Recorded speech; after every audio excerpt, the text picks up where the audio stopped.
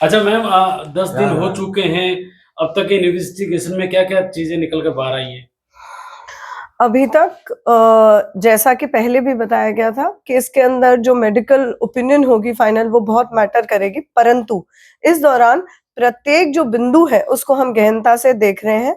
अब तक हमने हमारे अनुसंधान के दौरान 37 से ज़्यादा लोगों के स्टेटमेंट्स जो हैं वो रिकॉर्ड किए हैं और उनसे जानकारी ली गई, जिसके अंदर मेडिकल एक्सपर्ट्स शामिल हैं, जिन्होंने उनका इलाज किया वो लोग शामिल हैं।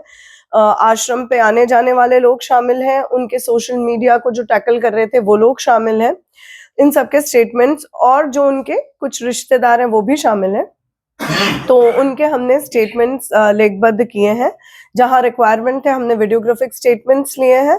इसके अतिरिक्त हमारी जो टीम है, जो भी हमें इन्फॉर्मेशन सब जगह से मिल रही है, उसको मर्ज करके हम एक प्रॉपर्ली डेवलप कर रहे हैं कि उनका उस दिन रूट चार्ट क्या रहा, वो कहाँ से आए, कब तक कहाँ पे रुके, किस परिस्थिति में आए। ये सारी चीज़ जो सारे हमारे को जो टेक्निकल मिलते हैं एविडेंसेस, इनपुट्स, उनको एकजाही करके हमारी टीम द्वारा रिपोर्ट तैयार की गई है। इसके साथ-साथ इसी तरीके से जो टेक्निकल इनपुट्स मिले हैं, उन्हीं के आधार पर जो सोशल मीडिया साध्वी बाईसा का जो था, पूरा सोशल मीडिया पे कहीं उनको कोई परेशान तो नहीं कर रहा था या इस तरीके की चीज़ कोई हाल में हुई हो, उसके बारे में भी जानकारी ली जा रही है और एक सोशल मीडिया की भी रिपोर्ट हमारे द्वारा तैयार की जा रही है, ये ध्यान में रखते हुए कि हैंडलर्स कौन-कौन थे और क्या-क्या उनके सोशल मीडिया अकाउंट्स थे। इसके अतिरिक्त जो मेडिकल हिस्ट्री है वो भी डेवलप की गई है काफ़ी हद तक और जो इनपुट्स मिल रहे हैं, उनसे भी और मेडिकल हिस्ट्री जो है, उनका पूरा प्रॉपर प्रोफाइल जो है वो हम तैयार करने का प्रयास कर रहे हैं। जी। कितने मोबाइल अभी तक जो है चेक किए गए, सीडीआर कितने मोबाइल की निकाली गई और किस तरह से कोलैबोरेट करने का प्रयास किया जा रहा है? हम जो टेक्निकल एविडेंसेस हैं और जो हमारे रडार पे जो कुछ ऐसे हैं संपर्क, जिनका और ज़्यादा हमको मूवमेंट ट्रेस करने की आवश्यकता थी, ऐसे 40 के लगभग हम जो कॉन्टैक्ट्स हैं, उनकी जानकारी ले रहे हैं, उनको ट्रेस कर रहे हैं, उनका ट्रेल क्या था वो देख रहे हैं। साथ ही इसके अंदर और कोई उनके आपस के कनेक्शंस हैं, उनको भी समझने की कोशिश कर रहे हैं। जी। मैम पॉलीग्राफी टेस्ट तो कुछ रहेगा क्या?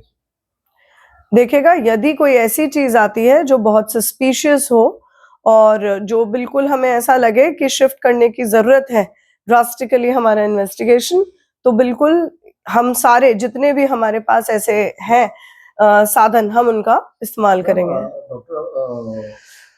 पर्ची लिखी, क्या पुलिस को अभी तक ये पता चल पाया पर्ची किसने? अभी जब वो सारी बात हुई थी, जब जो कंपाउंडर जिन्होंने बताया कि पर्ची देखी थी, उनसे अभी पुनः अनुसंधान करना है, वो अभी तक ये बताने में समर्थ नहीं रहे। मैम, जो डीएनए एक्सपर्ट है जयपुर में, उन्होंने अपने इंटरव्यू में 2 स्पेसिफिक नाम लिए थे पॉलीग्राफ करने के लिए। उन्होंने कहा कि यदि जरूरत पड़ी तो सुरेश और साधु बाईसा के फादर का पॉलीग्राफ टेस्ट करने के लिए भी हम तैयार हैं। तो क्या शक किसी उनकी तरफ है? देखिएगा, वो एक्सपर्ट हैं, उनको बैकग्राउंड भी काफ़ी पता है, क्योंकि लास्ट सबसे ज़्यादा कॉन्टैक्ट में उस घर के अंदर वही लोग मौजूद थे, तो संभवतः इस कारण से उन्होंने बताया होगा। डायरेक्टर साहब खुद अपने आप में बहुत एक्सपीरियंस्ड हैं, तो वो एक्सपर्ट हैं, वो इस चीज़ में बेहतर आपको बता पाएँगे। मैम, जो डीएनए लिए गए यूट्रस से, उसका क्या रीजन है? क्या कोई ऐसा भी शक है क्या? देखिएगा, क्योंकि पोस्टमार्टम मेडिकल बोर्ड द्वारा कराया गया और हर चीज़ को हम रूल आउट करना चाहते हैं, इस वजह से जहाँ-जहाँ से रिक्वायरमेंट थी, वहाँ-वहाँ से मेडिकल बोर्ड के द्वारा सैंपल्स लिए गए हैं। और कुछ?